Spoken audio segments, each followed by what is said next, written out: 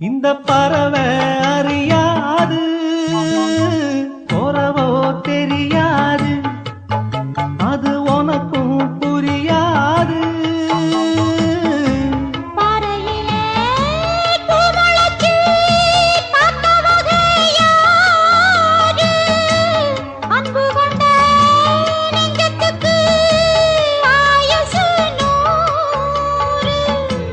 காலம் வரும் வேளையில காத்திருப்பேன் பொன்மையிலே